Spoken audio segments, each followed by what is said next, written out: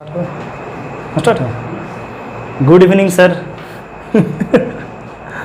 हाँ, आज हम लोग शाम को अपना रात को क्लास कर रहे हैं। तुम लोग खाना वगैरह खा लिए?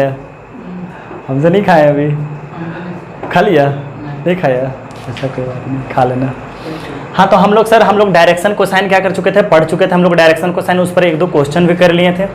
आपको डायरेक्शन कोसाइन के बारे में बता भी चुके थे कि क्या होता है। हाँ, कि एक वेक्टर या लाइन बोले कि एक्स एक्सिस, वाई एक्सिस और जेड एक्सिस का कितना एंगल बनाता है, उसी पे हम लोग का क्वेश्चन है। क्या क्वेश्चन देखिएगा कि find the direction cosine of a line which makes equal angle with the coordinate axis. Equal angle बनाने का मतलब क्या हो गया कि अल्फा बीटा और गामा क्या हो जाएगा, बराबर हो जाएगा। ये बात समझ रहा कि इक्वल एंगल बना रहा है कोऑर्डिनेट एक्सिस के साथ। और कोऑर्डिनेट एक्सिस तो बता चुके थे, एक्स एक्सिस, वाई एक्सिस और जेड एक्सिस को क्या बोला जाता है, कोऑर्डिनेट एक्सिस। क्या बड़ा हंस रहा है, अच्छा लग रहा है, पैसा भी तो लगा है। हाँ, तो क्या हो गया डायरेक्शन कोसाइन। हाँ, तो कोऑर्डिनेट एक्सिस का मतलब क्या हुआ, इक्वल एंगल मतलब अल्फा बीटा और गामा तीनों बराबर हो जाएगा। हाँ, तो क्या हो गया, लिखते हैं कि कोऑर्डिनेट एक्सिस आर इक्वल। इसका मतलब क्या हो गया कि alpha beta is equal to क्या हो जाएगा, गामा। और वी नो दैट, हम लोग क्या करते हैं जानते हैं, वी नो दैट क्या कि cos square alpha plus cos square beta plus cos square gamma is equal to क्या होता है, 1। तो हम लोग सब जगह पर अल्फा अल्फा कर लेते हैं, सब तो बराबर ही हैं, किसी एक टर्म में कर लेते हैं तो क्या आ जाएगा, cos square alpha plus cos square alpha plus cos square alpha ही कर लें, इज इक्वल टू क्या हो जाएगा, 1। तो यहाँ से क्या आ गया, 3 cos square alpha is equal to 1। इसका मतलब क्या आ गया कि cos square alpha is equal to 1/3 और cos alpha is equal to क्या आ गया, प्लस माइनस 1/√3। तो पूछ रखा है कि डायरेक्शन कोसाइन क्या होगा, सब 1 प्लस माइनस 1/√3 ही हो जाएगा। हाँ, इसका मतलब ये भी समझते हैं कि 1/√3 का मतलब क्या होता है और माइनस 1/√3 का मतलब क्या होता है, क्योंकि अल्फा एक बार प्लस के साथ बनाता है, एक बार माइनस के साथ बनाता है। तो हम लोग का डायरेक्शन कोसाइन क्या हो जाएगा बाबू, डायरेक्शन कोसाइन क्या हो जाएगा, प्लस माइनस 1/√3 प्लस माइनस 1/√3 और प्लस माइनस 1/√3 हम लोग का क्या हो जाएगा, आंसर ये हो जाएगा। क्लियर है। अब देखिए, ये हम लोग का 2010 का क्वेश्चन पूछ रखा है जेईई मेंस में। हाँ, उस वक्त AIT ट्रिपल ही पढ़ता था, अब जेईई मेंस होता है AIT ट्रिपल ही को। उस पर सेम टू सेम क्वेश्चन है, जो हम 2019 का जो क्वेश्चन है सेम टू सेम वही क्वेश्चन है, इसका लिखने का तरीका सिर्फ अलग बदल दिया है। एक बार आप लोग बना लीजिएगा, क्या लिख कर रहा है, a line AB in 3 dimension. समझ गए बात को, एक लाइन है जो 3 डायमेंशन में है, space makes angle 45 degree and 120 degree positive x axis and positive y axis. इसका मतलब क्या हुआ बेटा कि अल्फा का वैल्यू 45 डिग्री और बीटा का वैल्यू कितना हो गया, 120 डिग्री। इसके बाद क्या बोल रहा है, if AB makes an acute angle theta with Z axis, तो थीटा का वैल्यू क्या होगा, तो वही हम लोग क्या कर लेंगे कि cos square alpha plus cos square beta plus cos square gamma is equal to theta लिख लेते हैं। जेड एक्सिस के साथ क्या बना रहा है, थीटा बना रहा है। समझ गए। यहाँ पर हम लोग क्या रखेंगे, 45 डिग्री। तो 45 का मतलब क्या हो गया, 1/2। सेम टू सेम क्वेश्चन है ना, 45 डिग्री का मतलब क्या हो गया, 1/, हाँ √2 होता है ना इसका। फिर इसका बीटा का स्थान पर 120 डिग्री, कॉस बीटा का वैल्यू होता है -1/2। समझ गए, ऐसे लिख लेते हैं, आपको ज़्यादा अच्छा लगेगा। हाँ, √2 यहाँ क्या आ जाएगा, -1/2 का होल स्क्वायर और प्लस यहाँ कॉस स्क्वायर थीटा ही रहने देते हैं, इज इक्वल टू क्या कर लेते हैं, 1 कर लेते हैं। तो अब cos square theta is equal to क्या आ जाएगा, 1 - 1/2 और यहाँ से क्या हो जाएगा, -1/4, क्योंकि इस वक्त तो प्लस ही आएगा। तो यहाँ से क्या कर लिए, 4 को एलसीएम ले लिए, तो यहाँ हो गया 4, यहाँ पे हो गया 2, यहाँ हो गया 1, यानी कि 1/4। 1/4 मतलब कॉस थीटा क्या हो गया, प्लस माइनस 1/2। तो थीटा का वैल्यू क्या होगा, 60 डिग्री 120 डिग्री। तो क्या पूछ रखा है कि एक्यूट एंगल, तो एक्यूट एंगल का मतलब क्या हो, एक तो अपना 60 डिग्री बन रहा था, एक अपना क्या बन रहा था, 120 डिग्री बन रहा था। तो थीटा का वैल्यू क्या लेंगे, 60 डिग्री, क्योंकि एक्यूट एंगल बोल रखा था। तो थीटा का वैल्यू क्या करेंगे अपना, 60 डिग्री अपना क्या हो गया। सेम टू सेम क्वेश्चन 2019 का, और ये सेम टू सेम क्वेश्चन था। चलिए अब आगे बढ़ते हैं। हाँ, अब देखिए हम लोग डायरेक्शन कोसाइन सीख चुके हैं। अब डायरेक्शन रेशियो क्या होता है। हाँ, डायरेक्शन रेशियो का शॉर्टकट ट्रिक है DRS। डायरेक्शन रेशियो सीखने से पहले हम पिछला क्वेश्चन जो आपको डायरेक्शन कोसाइन के बाद सबसे पहला क्वेश्चन ये एग्जांपल के तौर पे लिखे थे, 2i - j - k, याद आ रहा। इसका डायरेक्शन कोसाइन निकाले थे। समझ गए। तो आज आपको बस ये तो पढ़ाएंगे ही, टोटल चीज़ प्रूफ के साथ किया हुआ है। आपको जो सिखाने चाह रहे हैं वो बहुत अच्छा सीखिएगा आपको, कि ये जो वेक्टर लिखा हुआ है 2i माइनस जे माइनस के, समझ गए बात को, कि अच्छा जो वेक्टर अगर लिखा हुआ होगा तो 100% कोई फाइनल माइनस इनिशियल हुआ होगा, मन ही मन जान लो कि फाइनल, कि ये वेक्टर मान चलो OP हुआ होगा, AB हुआ होगा, क्योंकि वेक्टर आने का मतलब क्या, सिर्फ एक पॉइंट ही पर से वेक्टर बन गया ना। अगर 2i माइनस 3 अगर कुछ कोई पॉइंट भी नहीं है तब पर भी वो ओरिजिन से वो क्या रहता है, ज्वाइन रहता है। तो यानी कि कोई वेक्टर तभी बनता है जब this minus this i, this minus this j, this minus this k करते हैं। जो दिस माइनस दिस करते हैं वो 2 आएगा, -1 आएगा, माइनस इस तरह करके आता है। तो जो दिस माइनस दिस करके रहता है वही एक्चुअली में डायरेक्शन रेशियो रहता है। समझ गए बात को।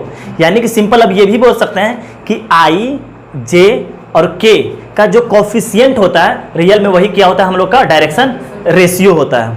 हाँ, इस पर भी नहीं बता रहे हैं, अभी डायरेक्शन रेशियो की चर्चा भी नहीं करें, जो वेक्टर पढ़े हैं बस इस बात को फिल किए कि दिस माइनस दिस करते हैं तब वेक्टर बनता है।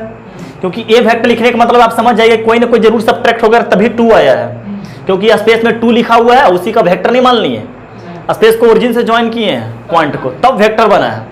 अलग बात है कि 0 बन के 2 माइनस 0 0 हुआ होगा क्या, या 2 वेक्टर को ज्वाइन किए होंगे तो ऐसे बोल सकता है 4 यहाँ होगा, एक पॉइंट यहाँ पर जहाँ पर 2 से स्टार्ट हुआ होगा, तब दिस माइनस दिस किए होंगे तब 2 आया होगा, बट 2 पॉइंट ज्वाइन कर ही वेक्टर बना होगा। ये बात क्लियर है। अच्छा, अगर ये वेक्टर बन गया तो आपको पता है किसका, अब पता चल गया कि डायरेक्शन रेशियो किसको बोल रहे हैं हम। हाँ, यानी कि जो वेक्टर का डायरेक्शन होता है, वेक्टर क्या बताता है, एक डायरेक्शन अपना लेकर चलता है, और डायरेक्शन कौन बताता है, 2i के साथ क्या है, j क्या है और k क्या है, ये डायरेक्शन बताता है। तो जो वेक्टर डायरेक्शन बताता है वही डायरेक्शन रेशियो होता है क्या, बिल्कुल सही पकड़े। जो वेक्टर लिखा हुआ रहता है वो खुद अपने आप में क्या होता है, डायरेक्शन रेशियो खुद ही लिया हुआ रहता है। कौन, i j k का कोफिशिएंट। कोफिशिएंट क्या आता है, दिस माइनस दिस करके आता है कोफिशिएंट। तो अच्छा, यानी कि डायरेक्शन रेशियो दिया हुआ है तो हम तो इसका डायरेक्शन कोसाइन निकालने जानते हैं, बोले बिल्कुल। और डायरेक्शन कोसाइन हमेशा प्लस माइनस के साथ आता है। ऐसे पिछला जो क्वेश्चन बताए थे सिर्फ प्लस से लेकर बता दिए थे, लेकिन ये तो जानते हैं कि प्लस माइनस, क्योंकि देखें जितना भी क्वेश्चन किए हैं, कॉस स्क्वायर थीटा निकाले, चाहे 2 क्वेश्चन निकाले हैं, तब प्लस माइनस करके आया है।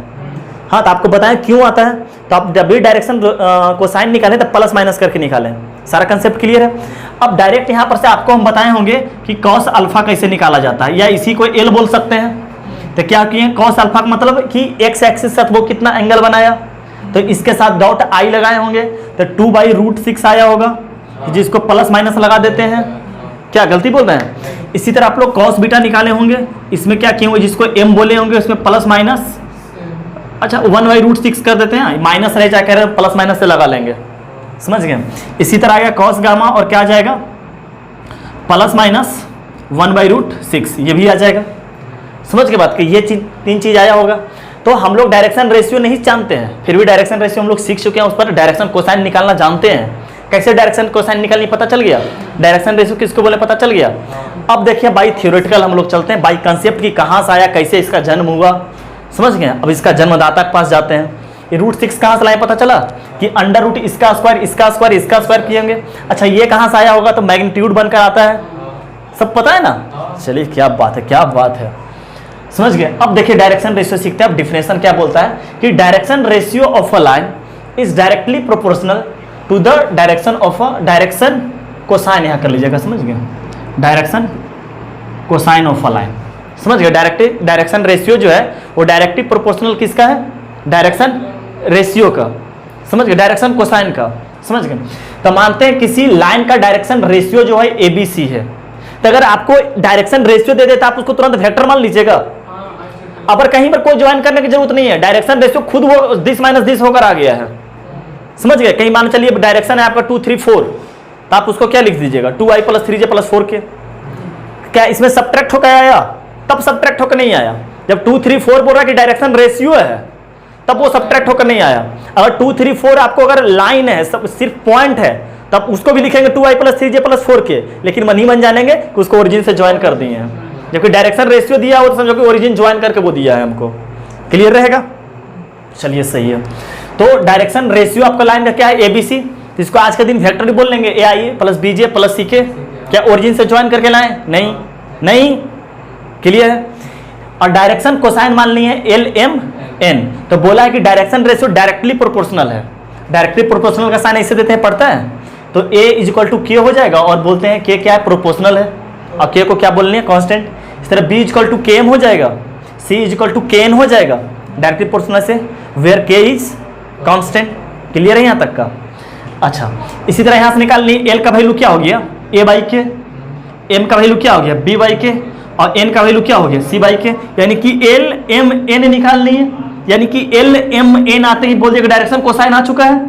अच्छा, इसके साथ ये रिलेशन जानते हैं, L square plus M square plus N square is equal to 1। इसका स्थान पर A square by K square, L square के नाम पर, यहाँ पर क्या हो गया, एम स्क्वायर के नाम पर B square by K square, यहाँ पर क्या हो गया, सी स्क्वायर बाई के स्क्वायर। के स्क्वायर हम लोग एलसीएम ले लिए, ये इस तरफ आ गया, A square plus B square plus C square is equal to K square, और के का वैल्यू क्या हो गया, plus minus under root A square plus B square plus C square. समझ गए? अच्छा, एल का वैल्यू क्या निकाला था हमको, तो डायरेक्शन कोसाइन निकालना था। तो डायरेक्शन कोसाइन आज के दिन क्या याद है अपनों को, ए बाई के, तो प्लस माइनस ए, और के का नाम पर A square plus B square plus C square, M K B by K plus minus A square plus B square plus C square. आप ऐसे जाएं या इस मेथड से, ये चीज देखो, प्लस माइनस जो के नीचे है ना, प्लस माइनस रूट 6, यही के बनकर आ चुका है। समझ गए इन दोनों?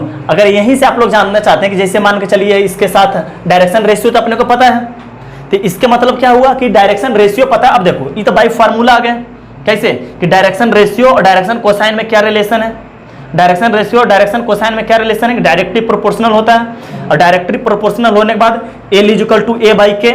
याद कुछ मत रखना, याद कुछ भी मत रखना, समझ गए? ये निकाले तो फार्मूला याद करके ना, एक्स एक्सिस के साथ एंगल बना रहा था, कॉस थीटा अपने एक ही याद है, A dot B divided by magnitude of A magnitude of B, उसके अलावा कुछ नहीं याद है। समझ गया?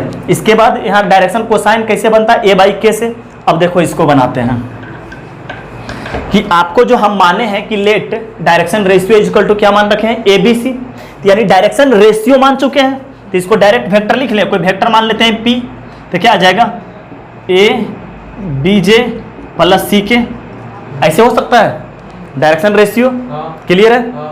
अब इसका डायरेक्शन कोसाइन निकालना है, तो क्या अपना फार्मूला याद रखना पड़ेगा, फार्मूला याद रखने की जरूरत है। डायरेक्शन कोसाइन निकालने के लिए क्या करें, कॉस अल्फा हम सीधे जानते हैं निकालने के लिए, डॉट विथ आई करने जानते हैं डॉट विथ आई, तो क्या आ गया, इसका डॉट इससे साथ करेंगे तो ए आएगा, divided by magnitude of P और मैग्नीट्यूड ऑफ आई, तो मैग्नीट्यूड ऑफ पी के लिए जानते हैं A square plus B square plus C square, और यहाँ प्लस माइनस लगा लेंगे। क्यों प्लस माइनस क्यों लगाया तुम, क्योंकि एक एक्यूट बनाएगा, इधर से एक 180 डिग्री घटकर ऑब्ट्यूज बनाएगा, इसलिए प्लस माइनस लगा लिए।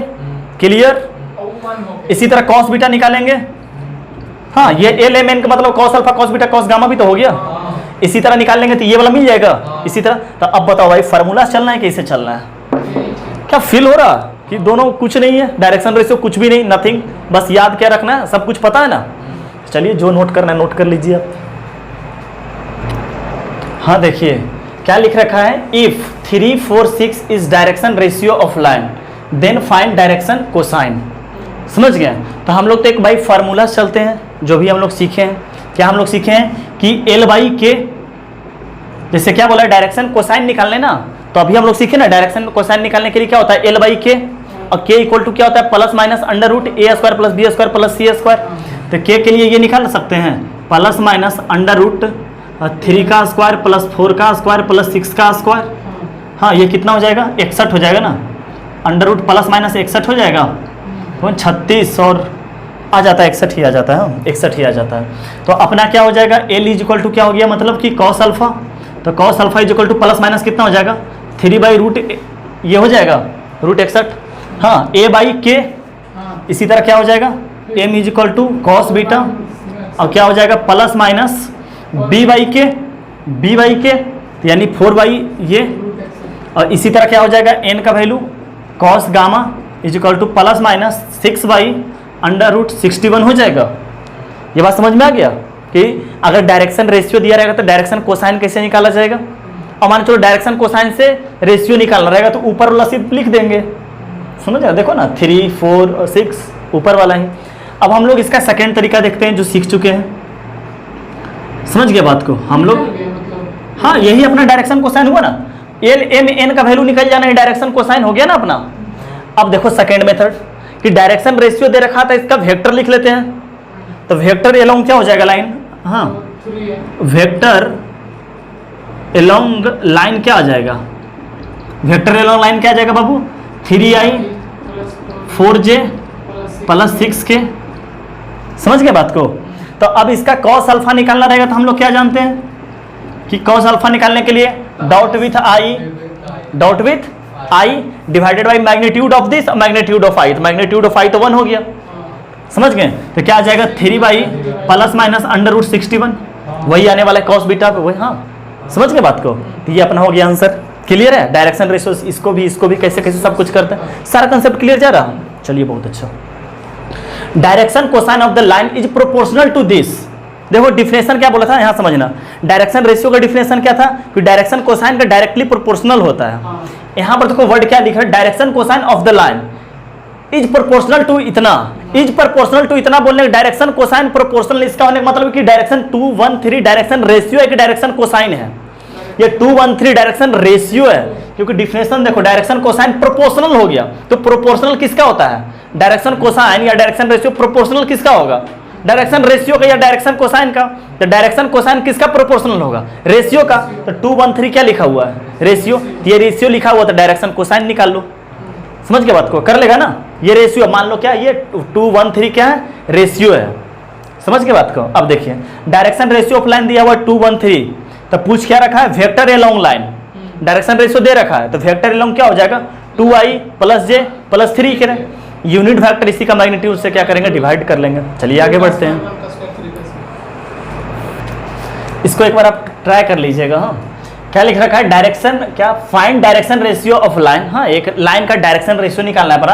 अब वो जो लाइन है इस डायरेक्शन रेशियो और इस डायरेक्शन रेशियो बनने वाला लाइन पे क्या है? परपेंडिकुलर है।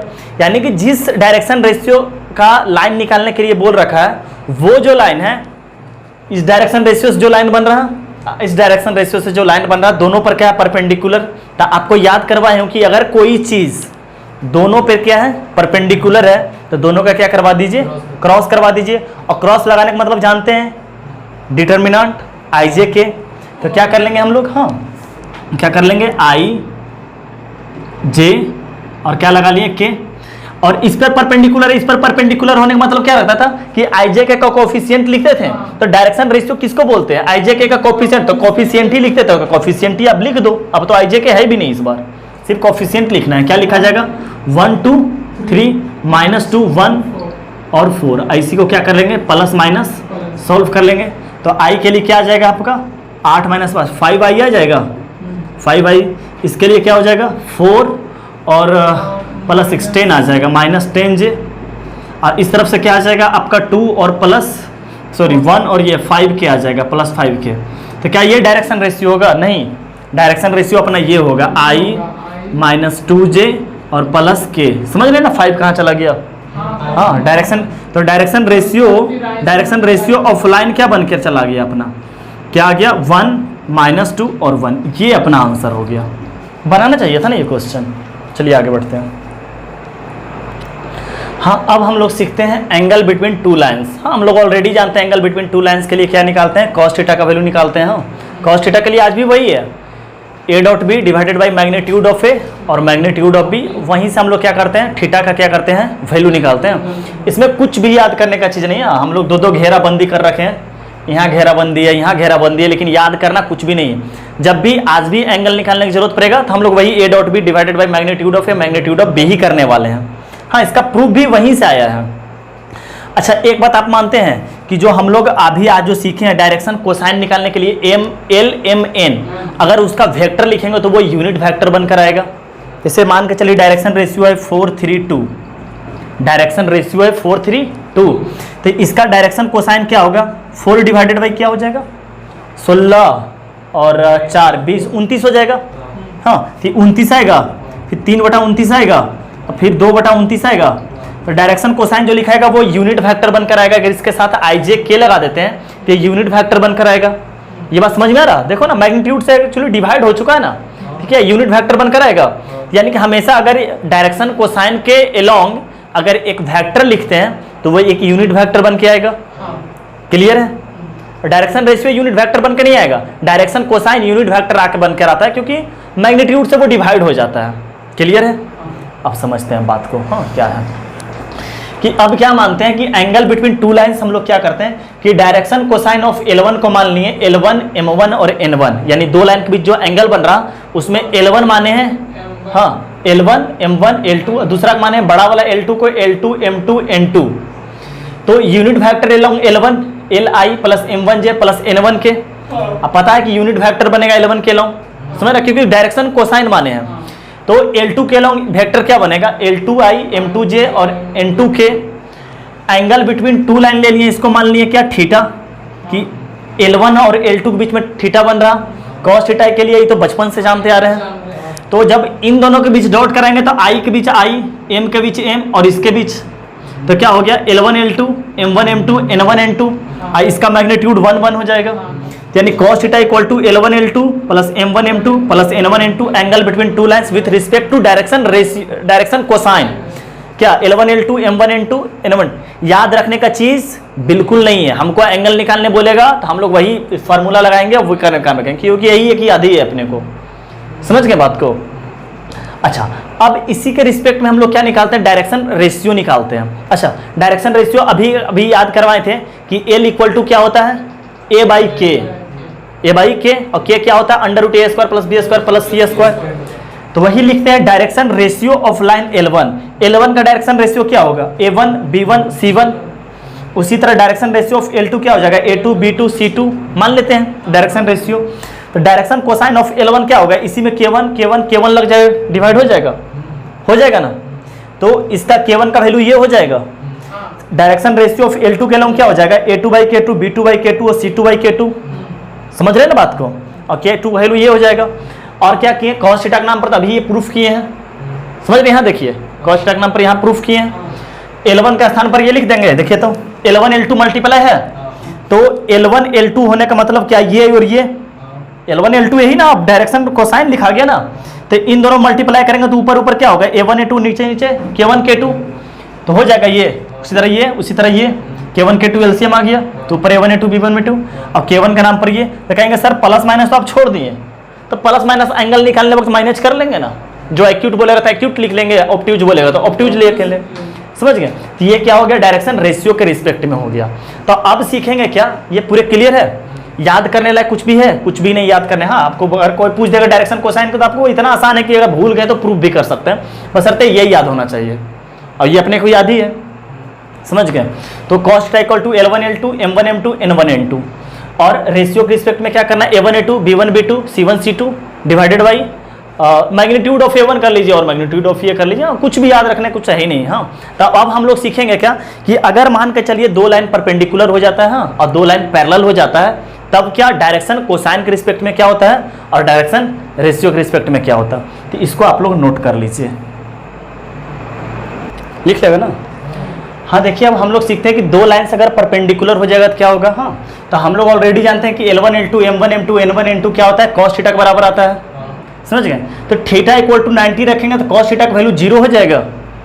तो L1 L2 M1 M2 N1 N2 condition of perpendicular का क्या हो जाएगा, condition for parallel, two lines are perpendicular. इसी तरह क्या करेंगे कि L1 का स्थान पर ये पुट कर लेंगे, हाँ, इसके रिस्पेक्ट में, समझ रहा है, L1 समझ रहा नहीं बात को, इसको भी 0 करवा देंगे, A1 A2 B1 B2 C1 C2 equal to क्या बन जाएगा अपना 0 बन जाएगा। तो याद रहेगा ना, थीटा का स्थान जो cos थीटा इक्वल टू याद रहेगा ना L1 L2 M1 M2 N1 N2, तो थीटा का स्थान पर 90 डिग्री रखते हैं, क्या बन जाएगा 0। इसी तरह A1 A2 B1 B2 C1 C2 और डिवाइडेड बाई जो भी है इक्वल टू वो भी क्या हो जाएगा 0 बराबर, तो क्रॉस होकर 0 ही हो जाएगा ना। तो समझ याद रहेगा। अगर अब दो लाइन पैरेलल हो जाता है तो क्या हो गया, L1 पैरेलल टू क्या हो गया L2, तो L2 equal to lambda times L1 equal to lambda times L2 हो जाएगा। तो L1 के नाम पर अभी क्या सीखे थे हम लोग, क्या वेक्टर लिखे थे, ये वेक्टर लिखे थे L1I प्लस L2J प्लस क्या लिखे थे M1 ना, M1J plus N1K is equal to क्या हो जाएगा लेमडा टाइम्स, हाँ, लेमडा टाइम्स क्या आ जाएगा L2I plus M2J plus N2K हो जाएगा, समझ रहे बात को। तो इसमें क्या लगाएंगे, जब इसको इस तरफ लेकर आएंगे तो I लग जाएगा साथ में, हाँ, इस तरफ ले लेते हैं तो क्या आ जाएगा, देखिएगा L1 minus lambda L2 I आ जाएगा।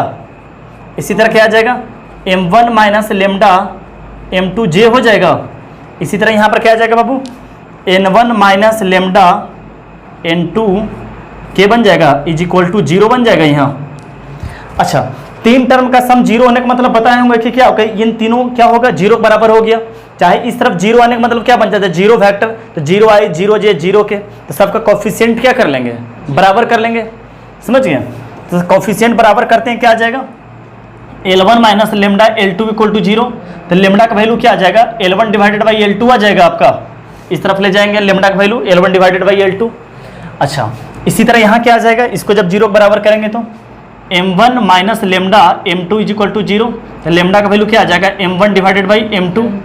हाँ, सिमिलरली क्या आ जाएगा यहाँ पे, हाँ सिमिलरली इसको भी करेंगे तो क्या आ जाएगा, लेमडा का value n1 divided by n2 हो जाएगा 0 बराबर। हाँ, तो लेमडा का वैल्यू यहाँ क्या आ जाएगा, n1 n2। तो लेमडा का वैल्यू ये भी है, लेमडा का वैल्यू ये भी है, लेमडा का वैल्यू ये है, आपस में तीनों बराबर हो जाएगा। सेम टू सेम पैरेलल का कंडीशन तो वो वहां पर भी यही बताए थे हम लोग, कोनिक सेक्शन से वही पढ़ते हैं कि दो पैरेलल जब लाइन होगा तो दोनों का रेशियो को क्या कर दो, प्रोपोर्शनल कर दो। समझ रहे हैं, दोनों का रेशियो को क्या कर दो, प्रोपोर्शनल कर दो। तो क्या आ गया, देयरफॉर कि L1 divided by L2, m1 divided by m2, n1 divided by n2, ये क्या हो गया, कंडीशन ऑफ क्या हो गया, पैरेलल लाइंस। ये क्या बन गया अपना, कंडीशन फॉर पैरेलल लाइंस। याद रखने का चीज है, बिल्कुल नहीं, बिल्कुल भी याद नहीं रखना है। अब इसके किसके रिस्पेक्ट में याद करेंगे इसको, डायरेक्शन रेशियो के रिस्पेक्ट में। तो L1 के नाम पर क्या आ जाएगा, L1 के नाम पर A1 डिवाइडेड बाई K1 हो जाएगा ना, तो इसके नाम पर क्या आ जाएगा, A1 डिवाइडेड बाई K1, और यहाँ से क्या आ जाएगा A2 divided by K2 L2 के नाम पर, इज इक्वल टू क्या बन जाएगा, M1 के नाम पर क्या आ जाएगा, M1 के नाम पर क्या आएगा बताओ ना, M1 के नाम पर आएगा, हाँ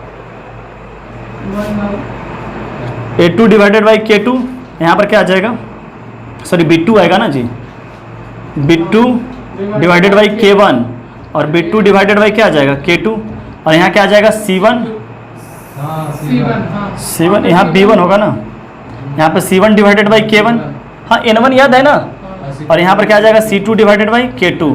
तो इसको ऐसे लिख सकते हैं, देखो तो A1 डिवाइडेड बाई A2 और K1 डिवाइडेड बाई K2, यही नहीं बन जाएगा, देखो ना A1 डिवाइडेड बाई K1, और फिर यही ऊपर जाएगा, हो जाएगा, देखो ना इसको करके दिखा देते हैं, क्या A1 बाई K1 लिखा हुआ है, और A2 ये K2 ऊपर चला जाएगा, और A2 कहाँ चला जाएगा नीचे, तो A1 A2, अच्छा K1 के, अच्छा K2 ऊपर है ना, K2 ऊपर है, नीचे K1 आ रहा है, सही है।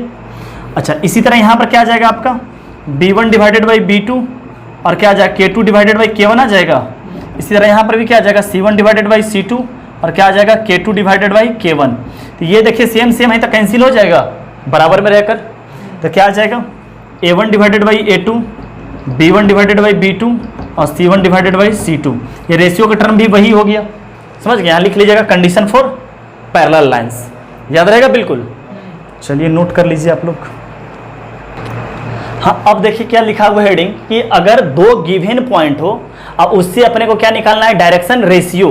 तो अपने को पता है दिस माइनस दिस करते हैं ना, तो वही लिख देने वाले हैं। हाँ, कि क्या हो जाएगा, direction ratio of line A B is equal to क्या हो जाएगा, x2 minus x1, y2 minus y1, और क्या आ जाएगा बेटा z2 माइनस z1। अगर इसको वेक्टर लिखना रहता था तो क्या करते थे, this minus this I plus this minus this J plus this minus this के करते थे। हाँ, वही सेम टू सेम समझ में आ रहा है डायरेक्शन रेशियो क्या है। और इससे अगर डायरेक्शन रेशियो अपने को पता चल जाएगा तो अपने को क्या पता चल जाएगा, डायरेक्शन कोसाइन ही पता चल जाएगा।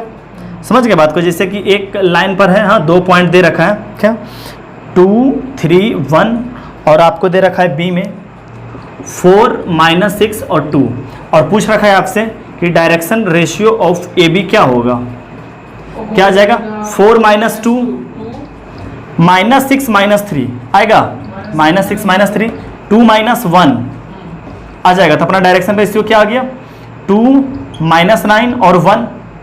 समझ गया। अब पूछ दिया कि वेक्टर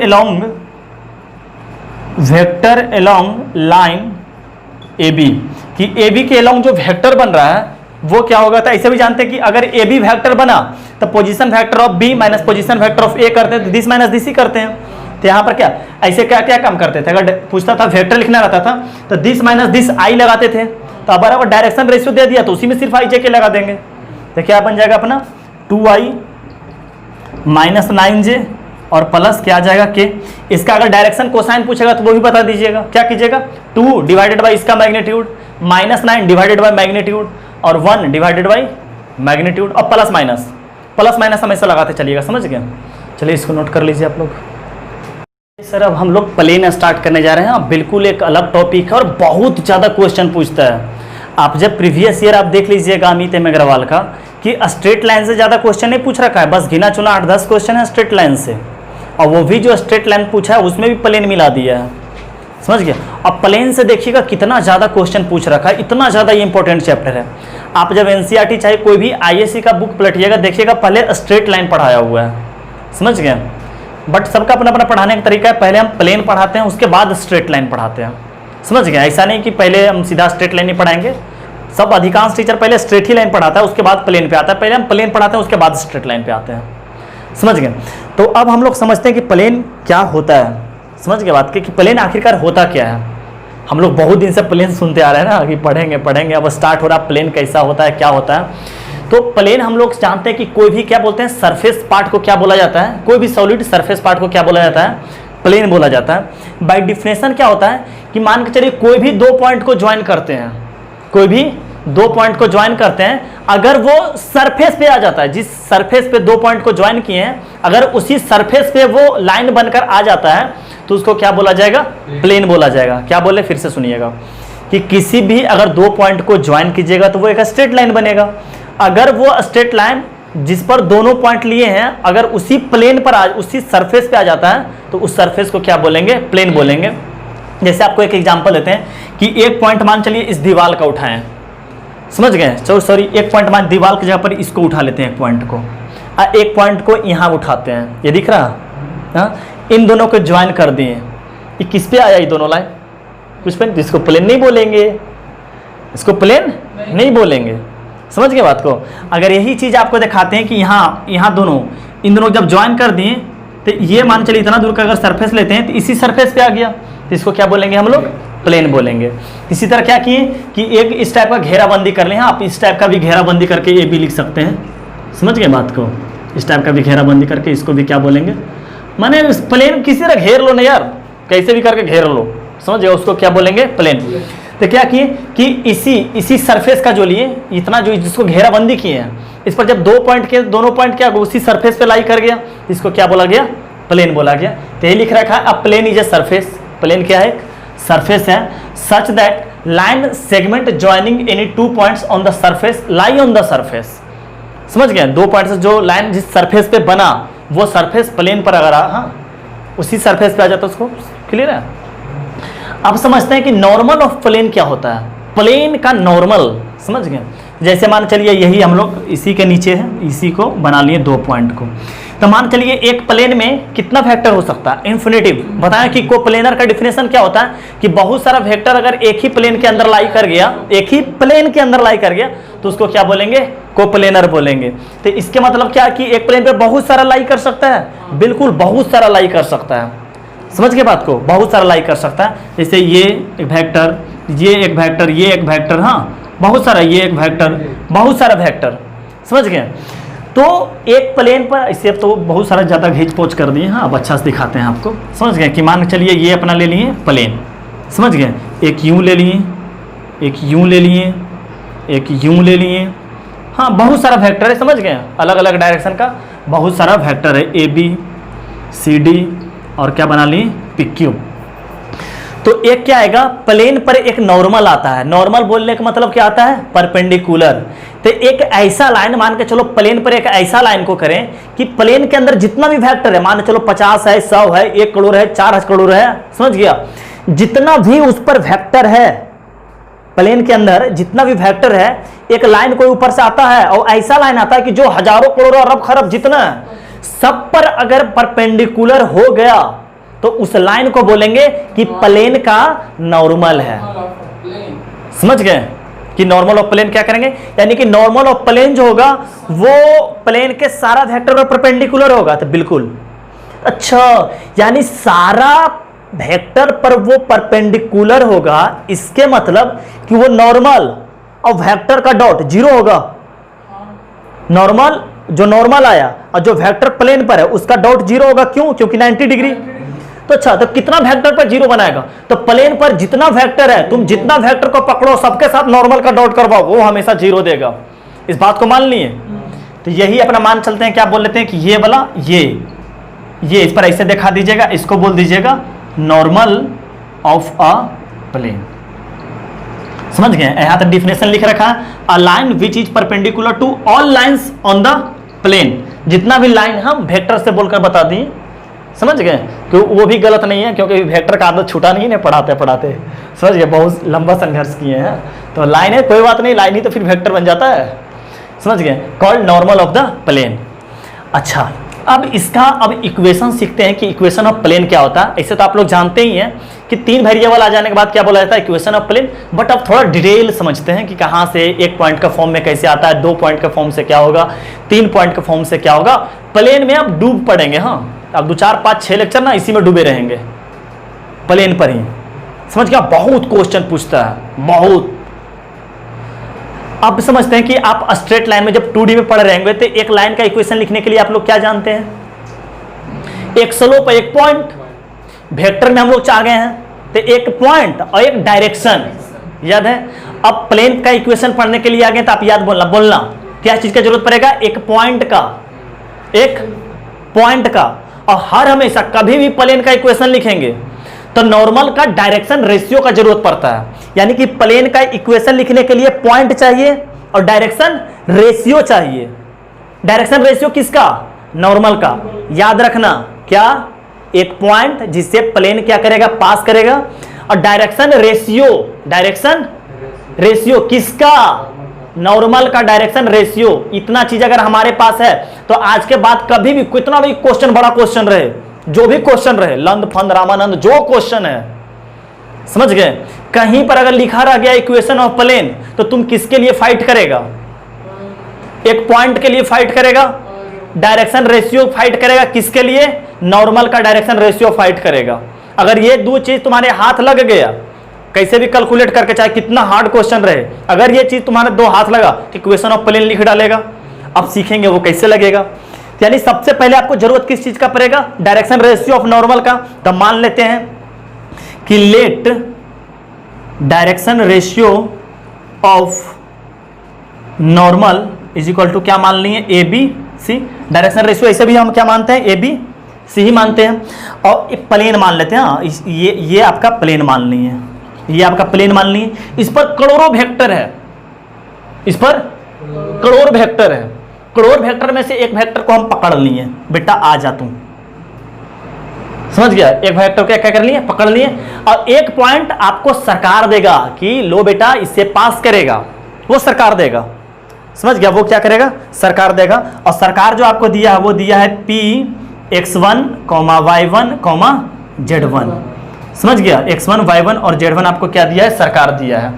अच्छा, मान के चलो एक लाइन है, इस लाइन पे कितना पॉइंट है? करोड़। इन्फिनिटिव का तुम नाम बता सकता है क्या? नहीं। तो अगर नाम नहीं बता सकता तो एक जनरल पॉइंट क्या मानते हैं हम लोग? x, y, z। इसको तुम वैरी करवाते रहो, तुमको हर वक्त पॉइंट मिलते रहेगा। तो एक जनरल पॉइंट मान लिए Q और उसका नाम आ गया x, y, z। कहेगा प्लेन से बाहर आ गया तो प्लेन पर है ही नहीं, तो तुम प्लेन इतना बड़ा बना लो। समझ गया? तुम प्लेन इतना बड़ा बना लेना। समझ गया? लेकिन अभी मेरा दर्द को समझ लेना। समझ गया? तुम कोशिश करना कि दोनों पॉइंट तरफ प्लेन में ही रहे। समझ गया? तो हम लोग क्या क्या कर लिए बेटा? डायरेक्शन रेशियो होना चाहिए। एक सरकार दे रखा था कि इससे पास करेगा, इसीलिए तो 1 पॉइंट फॉर्म लिख दिए हैं। और एक अपने मन से मान लिए, क्यों मानते वो भी बता दिए। हाँ, इसके बाद सब लिख लीजिए। हाँ, कि P जो है, P जो पॉइंट है क्या है? x1, y1 और z1। समझ गए? x1, y1 और z1। be a point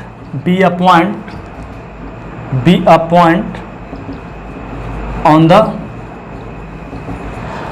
line, on the point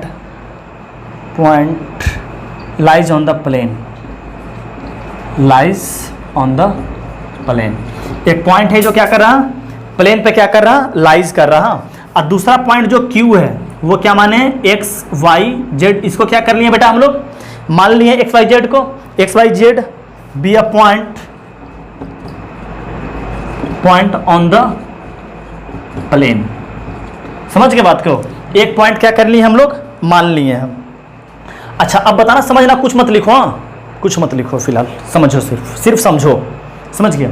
हम डायरेक्शन रेशियो ऑफ नॉर्मल मानते हैं, इसका डायरेक्शन नॉर्मल कौन होगा, नॉर्मल ये होगा जिसका डायरेक्शन रेशियो क्या होगा, ये ABC होगा जो मान रखे हैं, एक पी पॉइंट। अच्छा हम PQ का डायरेक्शन रेशियो बता सकते हैं, direction ratio of PQ, direction ratio of PQ हम लोग निकालते हैं, direction ratio of PQ is equal to क्या हो जाएगा बेटा, x माइनस x1 आ जाएगा, फिर y माइनस y1 और फिर क्या आ जाएगा, z माइनस z1, ये आ जाएगा डायरेक्शन रेशियो ऑफ, ये आ गया।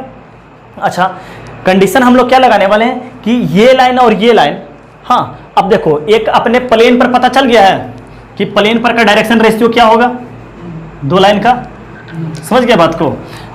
और अपने को क्या पता है, अच्छा ये लाइन और ये लाइन में रिश्ता क्या है, 90 डिग्री का। तो इसका मतलब क्या हो गया कि नॉर्मल परपेंडिकुलर टू PQ है, तो इसका मतलब क्या हो गया कि normal dot with PQ is equal to 0, समझ गया। तो दोनों का डॉट क्या, दोनों का डॉट मतलब सोचो ना कि अगर इसका वेक्टर लिखेंगे तो AIBJ और इसका IJ तो बस डायरेक्शन हम लोग डॉट करने के दरमियान डायरेक्शन रेशियो कहीं तो मल्टीप्लिकेशन करते हैं, डॉट करने के दरमियान क्या करते हैं, डायरेक्शन रेशियो का मल्टीप्लिकेशन। तो आज के दिन ये हो जाएगा A x minus x1 plus B y minus y1 plus C z minus z1, ये हो जाएगा इज इक्वल टू 0 हो जाएगा। ये बात मान रहे हो, यही अपना है equation of plane, equation of plane, समझ गए बात को, इक्वेशन ऑफ प्लेन समझ गया कैसे कैसे लाएं, नॉर्मल का डायरेक्शन रेशियो वगैरह वगैरह, हाँ इस पर पॉइंट माने, हाँ प्रूफ ये आ गया। तो आज आपके बाद क्या बोले थे बार बार कि आपके पास डायरेक्शन रेशियो हाथ लग जाए और एक पॉइंट पता चल जाए, तो आप क्या लिख दीजिएगा, इक्वेशन ऑफ प्लेन, समझ गए क्या लिखा गया, इक्वेशन ऑफ प्लेन। अच्छा अब इसको क्या करते हैं, अब आगे बढ़ाते हैं, अब इसको क्या लिख सकते हैं, यहाँ से AX आ जाएगा प्लस BY, यहाँ कर लेते हैं प्लस BY और प्लस CZ, यहाँ से माइनस AX1 आ जाएगा minus BY1 minus CZ1 is equal to 0। अच्छा ABC भी आपको नहीं पता था, माने हैं, XYZ भी तुझको नहीं पता, माने हैं। अच्छा AX1 BY1 CZ1, अच्छा ABC तो हम लोग ये किए हैं ना कि डायरेक्शन रेशियो तो दिया हुआ ही रहेगा, ये दो चीज़ रहेगा तभी प्लेन का इक्वेशन निकाल सकते हैं, आपको पहले ही बता रखे हैं, यानी कि ABC आपको दिया हुआ रहेगा, XYZ सिर्फ माने हैं, यहाँ पर माना हुआ सिर्फ XYZ है। अच्छा ये बात मानते हैं कि इन दोनों मल्टीप्लाई होकर, सब मल्टीप्लाई होकर एक कांस्टेंट बनेगा, चाहे और भी अच्छा से लिखने के लिए आप लोग लिख लीजिए क्या कि AX plus BY plus CZ minus common लेकर AX1 प्लस BY1 और plus CZ1 is equal to 0। अच्छा आपको A दिया हुआ रहेगा, X1 दिया हुआ रहेगा, तो सब मल्टीप्लीकेशन होकर एक कांस्टेंट ही बनेगा जिसका नाम दे दिए D। तो क्या बन गया हम लोग का, AX plus BY plus CZ, इधर माइनस D तो उस तरफ D हो गया जाकर, तो क्या आ जाएगा AX plus BY plus CZ is equal to क्या बन गया, D। इसको क्या बोलेंगे, equation of plane in Cartesian form, equation of plane in Cartesian form, Cartesian समझ गया थी। आपको बोले थे ना कि तीन वेरिएबल अगर किसी के साथ यूज रहता है तो उसको क्या बोला जाता है, इक्वेशन ऑफ प्लेन। अच्छा पूरी तरह से समझ में आ गया, पूरी तरह से क्लियर कंसेप्ट है कि कैसे आया। तो आपको बस मेन ये है, मेन ये नहीं है, मेन ये है कि अगर आपको डायरेक्शन रेशियो हाथ लग जाए तो कैसे करेंगे, direction ratio x minus x1, x1 कौन है, पॉइंट, कौन देगा, सरकार देगा, समझ गया, plus B y minus y1 plus C z minus z1 is equal to 0। कहाँ से आया है, कैसे आया है, सब कुछ पता है। हाँ और ये आपका कार्टेशियन फॉर्म में x प्लस, इसको सॉल्व, ये वाला हाथ लग गया तो इसको तो सॉल्व करने का चीज है, समझ गए। तो आप कभी भी याद रखिएगा प्लेन का इक्वेशन निकालने के लिए किस चीज का जरूरत पड़ेगा, डायरेक्शन रेशियो। डायरेक्शन रेशियो किसका, नॉर्मल का, फिर उन दोनों का क्या करेगा, A x minus x1 plus B y minus y1 plus C z minus z1, याद रहेगा पक्के सा। चलिए नोट कीजिए, आगे बढ़ते हैं थोड़ा। हाँ देखिए आपका ये चीज छूट गया था, आप साथ ही में लिख लीजिएगा, जैसे ये फॉर्मूला गया था ना डिराइव होकर, जनरल इक्वेशन लिख दिए थे, equation of plane in Cartesian form, उसके नीचे लिख लीजिएगा where a b c are direction ratio of normal. जो प्लेन के साथ ए बी सी है ना, इक्वेशन के साथ ए बी सी, तो ए बी सी क्या है, वो डायरेक्शन रेशियो ऑफ नॉर्मल है। अब देखिए नोट करके coefficient of x y z, हाँ कितना देखिए क्लियर आपको बता रहे हैं, कितना इजी वे में आपका पढ़ाई को बना दे रहे हैं कि अगर आप सिर्फ मन से पढ़ते रहोगे ना बेटे, सिर्फ मन से पढ़ना है, आपको दिमाग पे कोई जोर ही, आपको पता हो कि इतना मैथ पढ़ लिए, इतना टफ से टफ मैथ पढ़ लिए हैं, अगर ढंग से मेहनत करते हुए आ रहे हैं तो आपको मैथ कहीं टफ नहीं लगा होगा, अगर सिस्टमैटिक वे से सब पढ़ते आ रहे होंगे, क्योंकि सब एक दूसरे से लिंक है। और हम ज़्यादा कुछ याद करने का नहीं बोलते, हम लोग कंसेप्ट पे ज़्यादा भरोसा करते हैं, रट्टू मार पे भरोसा नहीं करते हैं, समझ गए। तो देखिए आप लोग direction ratio of normal x y z का कोफिशिएंट को क्या बोला जाता है, डायरेक्शन रेशियो ऑफ नॉर्मल, ऐसे समझ गए।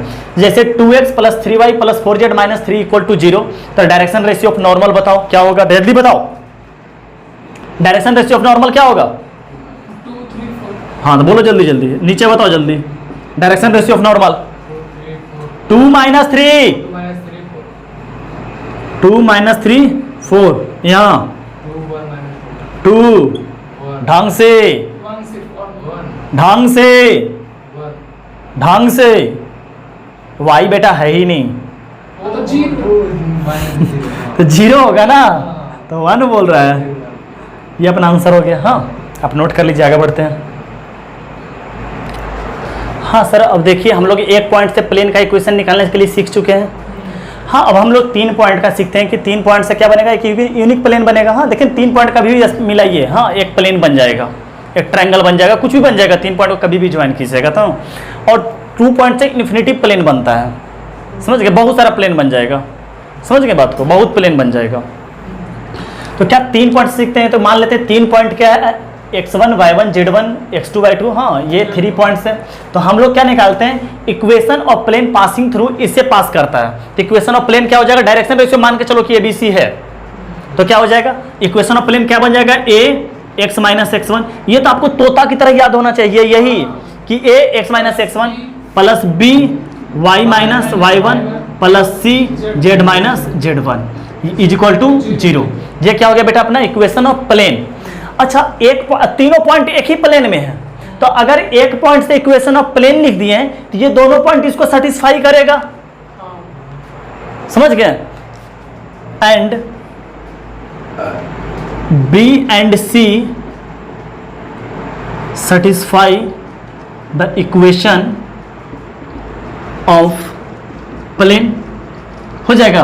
तो जब सेटिस्फाई करेगा तो B पॉइंट का पॉइंट क्या है, x2 y2 और z2, तो इसके मतलब सेटिस्फाई होने का मतलब x1 पे नहीं सेटिस्फाई करेगा, वेरिएबल x y z है ना, x1 तो फिक्स है, तो क्या हो जाएगा यहाँ x2 माइनस x1 हो जाएगा, plus B y2 minus y1 हो जाएगा, plus C z2 minus z1 हो जाएगा। और सिमिलरली पॉइंट C से भी यही होगा, B एंड C, तो यहाँ क्या हो जाएगा x3 माइनस x1 हो जाएगा, plus B y3 minus y1 हो जाएगा, और plus C z3 minus z1 आ जाएगा। यहाँ पे बेटा सब इक्वल टू 0 में, हाँ इज इक्वल टू 0, इसको मान लेते हैं 1, इसको मान लेते हैं 2, इसको मान लेते हैं 3, समझ गए बात को, इसको मान लिए 1 2 3 मान लिए। अच्छा अब समझिएगा, हाँ रुक जाइए समझिएगा बात को, यहाँ पर क्या बोलने जा रहे हैं, समझ गए। अब क्या करना है, अपने को क्या निकालना है, इक्वेशन ऑफ प्लेन निकालना है। हेलो सर, अब अपने को क्या निकालना है, इक्वेशन ऑफ प्लेन। अच्छा इक्वेशन ऑफ प्लेन निकालने के लिए अपने को किस चीज़ का जरूरत रहता है, एक्स वाई जेड का जरूरत रहेगा, समझ गए। इक्वेशन ऑफ प्लेन निकालने के लिए किस चीज़ का जरूरत रहेगा, एक्स वाई जेड का अपने को क्या रहेगा, जरूरत रहेगा। और जो एक्स वाई जेड का कोफिशिएंट होगा उसको बोल देंगे डायरेक्शन रेशियो, हम लोग बोल लेंगे। तो इसके मतलब क्या करते हैं कि एलिमिनेट करते हैं, कि जैसे अब देखिएगा कि ये तो मानते हैं प्लेन का इक्वेशन है, अब थोड़ा डिटर्मिनेंट पे जाइएगा आप, समझ गए। अब क्या जाइएगा आप लोग, डिटर्मिनेंट पे जाइएगा। और डिटर्मिनेंट में इसी तरह रहता था ना, यहाँ पर तो कोई रहता था, प्लेन रहता था ना, एक्स वाई जेड, तो क्या करते थे, डेल्टा इक्वल टू 0 देखते थे, हाँ डेल्टा इक्वल टू 0, हाँ उसके बाद एक्स वाई जेड का वैल्यू निकालने के लिए क्या करते थे, delta x y delta, delta y y delta, delta z y delta. तो सबसे पहले किसका वैल्यू निकालेंगे, डेल्टा का वैल्यू चेक करते हैं क्या आता है। तो डेल्टा का जो वैल्यू निकालेंगे वही अपना इक्वेशन ऑफ प्लेन दे देगा, जो डेल्टा निकालता है ना वही इक्वेशन ऑफ प्लेन दे देगा। तो हम लोग यहाँ पर क्या करते हैं, एलिमिनेट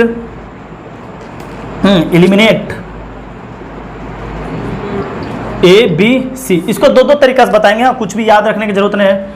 फ्रॉम 1 2 3, ये तो सीख ही सकते हैं, 3 पॉइंट से पास करना रहेगा कि ये, हाँ। तो अब क्या कि एलिमिनेट ए बी सी, तब क्या करते थे कि ए बी सी जो रहता था उसका कोफिशिएंट को लिख देते थे, याद आ रहा ना सब कुछ, कि डेल्टा इक्वल टू 0 कोफिशिएंट, इसका कोफिशिएंट क्या हो गया x माइनस x1, इसका कोफिशिएंट क्या हो गया y माइनस y1, इसका कोफिशिएंट क्या हो गया z माइनस z1, इसका क्या हो जाएगा x2 minus x1, y2 minus y1 और z2 माइनस z1।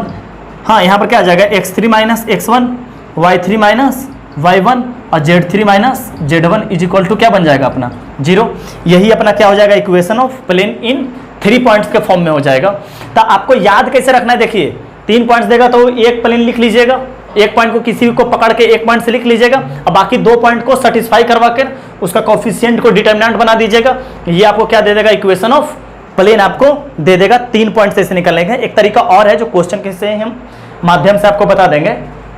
तो आप जैसे अब देखिए इतना भी लिखने की जरूरत नहीं रहेगा क्वेश्चन के अनुसार। अब देखिए क्या करेंगे, एक अपने मन से लिख दीजिएगा, एक पॉइंट में x minus x1, y minus y1, z minus z1, बाकी x2 माइनस x1 सेटिस्फाई करवा लेंगे, पुट कर देंगे यहीं पे। चलिए आगे बढ़ते हैं। यही आपका आंसर दे देगा इक्वेशन ऑफ प्लेन का। हाँ देखिए अब क्या है नोट में कि in 3D 3 points are always coplanar. 3 point always coplanar होने का मतलब क्या है कि वो तीनों से जो वेक्टर बनता होगा वो हमेशा प्लेन में ही लाई करता होगा। 3 पॉइंट से जो प्लेन, अब 3 पॉइंट से 2 प्लेन वेक्टर बनेगा कि पॉइंट करेंगे तो 2 पॉइंट तो ही। हाँ, अब क्या होता है कि 4 पॉइंट के लिए क्या होता है कि वो कह नहीं सकते हैं कि 4 पॉइंट कोप्लेनर ही होगा, 4 पॉइंट नहीं भी हो सकता है और हो भी सकता है 4 पॉइंट के लिए। 3 पॉइंट के लिए तो इक्वेशन ऑफ प्लेन निकाल लेंगे, हाँ वो प्लेन में सेटिस्फाई, क्योंकि 3 पॉइंट से तक यूनिक प्लेन बनता ही है तो वो तो सेटिस्फाई करेगा ही प्लेन में। हाँ, लेकिन 4 पॉइंट को अपने के बारे में पता नहीं है। तो अगर मान चलिए 4 पॉइंट आपको दे रखा है, अब बोल रखा है क्या चारों पॉइंट एक प्लेन में है, चाहे चारों पॉइंट कोप्लेनर है, कोप्लेनर मतलब प्लेन में लाई कर जाना। तो आप क्या कीजिएगा, कोई भी 3 पॉइंट को पकड़ लो और उससे इक्वेशन ऑफ प्लेन लिख डालो। लिखने सीख चुके हैं। अगर जब फाइनल आंसर जो इक्वेशन ऑफ प्लेन आ जाएगा उसमें चौथा पॉइंट अगर सेटिस्फाई कर गया तो बोला जाएगा कि चारों पॉइंट क्या कोप्लेनर है। अगर नहीं किया तो वो कोप्लेनर नहीं है। समझ गए, 3 ही पॉइंट कोप्लेनर है। तो वही बात वर्किंग रूल वगैरह में सब लिख रखे हैं, समझ गए, वो पढ़ लीजिएगा। अब देखिए 4 पॉइंट दे रखा है, हाँ 4 points ABCD position point this. हाँ, बोल रखा है कि क्या कोप्लेनर है, तो हम लोग लिख देते हैं ए पॉइंट का नाम क्या, 3 को करेंगे, हाँ 3 को रख के चौथा सेटिस्फाई कर लेंगे। कोई भी 3 पकड़ के, हाँ जरूरी नहीं है कि स्टार्टिंग का ही 3। क्या 4 5 1, बी के नाम पर क्या हो जाएगा 0 -1 -1, आई नहीं है ना, आई माइनस कारण माइनस माइनस दोनों आ जाएगा। क्लियर है। सी के नाम पर क्या आ जाएगा बेटा 3 9 4 एंड डी के नाम पर क्या आ जाएगा, यहाँ -4 दिखाई दे रहा, -4 4 और 4। अब लिखते हैं इक्वेशन ऑफ प्लेन। तो इक्वेशन ऑफ प्लेन देखो कैसे लिखते हैं, लिखना मत, हाँ रुक जाओ पहले समझ लो। यहाँ से इक्वेशन ऑफ प्लेन के लिखने के लिए क्या करते हैं, इक्वेशन ऑफ प्लेन एक पॉइंट से, अभी तीनों पॉइंट को छोड़ दो, एक पॉइंट को देखो क्या लिखेगा, a x minus x1, b y minus y1, c z minus z1 और उसका कोफिशिएंट लिखते थे डिटर्मिनेंट में x माइनस x1। तो आज x माइनस 4 लिखेंगे, x माइनस 4, y माइनस 5 और z माइनस 1 लिखेंगे। अब क्या करते थे, इसको सेटिस्फाई करवाते थे, इसको सेटिस्फाई करवाते थे। तो इसको सेटिस्फाई करवाने के लिए 0 -4, इसको सेटिस्फाई करवाने के लिए -1 -5 और इसको सेटिस्फाई करने के लिए -1 -1। अब ये सेटिस्फाई करेगा तो x का स्थान पर x, y का स्थान पर y और ये इसके, तो क्या हो जाएगा 3 -4 9 -5। लगता है कुछ रटू याद रखने का चीज़ है नहीं। हाँ, अब इसको क्या कर लेंगे, इसी को क्या कर लेंगे बेटा, अच्छा प्लस माइनस प्लस ना, अभी तो सब्ट्रैक्ट कर लेते हैं ना एक बार थोड़ा, हाँ सब्ट्रैक्ट कर लेते हैं ना, x माइनस 4 y माइनस 5 और z माइनस 1 क्या हो जाएगा यहाँ से बेटा -4, यहाँ से क्या हो जाएगा -6, यहाँ से क्या हो जाएगा -2, यहाँ से क्या हो जाएगा -1, यहाँ से क्या हो जाएगा 4, यहाँ से आ जाएगा 4, यहाँ से क्या आ जाएगा 3 इज इक्वल टू क्या कर लेंगे 0। एक बार मिला लेते हैं, समझ गए बात को। -4 यहाँ -4 -1 -6 4 -2 3 x माइनस 4 y माइनस 1। जब इसको सॉल्व कीजिएगा ना, सॉल्व तक कर लोगे ना, प्लस माइनस प्लस लगा के जब सॉल्व कर लोगे तो जो इसका आंसर आएगा वो लिख देते हैं। आप लोग नोट कर लिए ना इसको,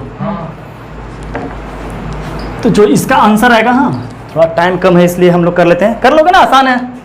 हाँ तो इसका सॉल्व करके जो आंसर आएगा वो आएगा, कॉमन वगैरह लेकर सब कर लीजिएगा। 5x minus 7y plus 11z minus 4 is equal to 0। ये आ जाएगा आपका इक्वेशन ऑफ प्लेन। समझ गए बात को, इक्वेशन ऑफ प्लेन, इसको सॉल्व करके लाइएगा तब। तो इक्वेशन ऑफ प्लेन 3 पॉइंट से तो निकालनी है, समझ गए, 3 पॉइंट से इक्वेशन ऑफ प्लेन निकाल लेंगे। अब चौथा पॉइंट को क्या करेंगे, सेटिस्फाई करवाएंगे, समझ गए।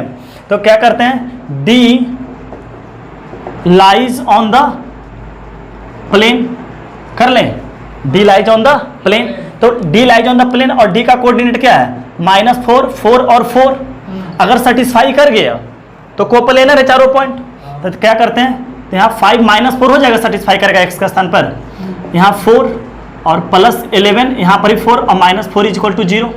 सही है। तो यहाँ -20 -28 प्लस 44 और अच्छा यहाँ -4 नहीं होगा, +4 होगा। हाँ प्लस आया है, गलत लिख दिए हम, तो 0 इज इक्वल टू 0 बन गया। देखो ना 44 और 4 48 और इधर भी 48, क्या आ गया, -48 और प्लस 48 इज इक्वल टू 0, यानी 0 is equal to 0। Hence 4 points are coplanar. बात आपको समझ में आ गया कि कैसे करा जाएगा। तो आपको बस एक होमवर्क दे देते हैं, आप उसको घर से बनाकर लेते आ जाना, समझ गया। फिर उसको क्या करेंगे कि जैसे 3 पॉइंट है तो डिटर्मिनेंट से आपको सिखाए ना, कल इसका क्या करेंगे, आप डिटर्मिनेंट से फिलहाल बनाकर होमवर्क के तौर पर लेते आइएगा, समझ गए। क्वेश्चन अभी लिख देंगे आपको, उसके बाद क्या कीजिएगा, हम उसको 2 तरीका से उसको सॉल्व करके आपको बताएंगे नेक्स्ट क्लास में। हाँ तो क्वेश्चन वो लिखते हैं, तब तक आप ये नोट कर लो। हाँ सर आपका ये क्वेश्चन लिखा हुआ है, find the equation of plane passing through this point this point this point. हाँ तो आप लोग इसी तरीका बनाए, कुछ याद रखने की जरूरत नहीं है। क्या कीजिएगा, x - 2 x y - 2 और z + 1 -1 आ गया ना, तो +1 हो जाएगा। और फिर क्या कीजिएगा, इसको x के साथ सेटिस्फाई करवाते चले जाएगा, इसको x पर, इसको y पर, इसको z पर, फिर इसको x y, हाँ सेटिस्फाई करवा कर सॉल्व कर लीजिएगा। फिर इसका एक सेकेंड मेथड हम बताएंगे, ठीक है सर। तब तक के लिए गुड नाइट आपको, हाँ स्वीट ड्रीम, हाँ और बाय बाय टाटा।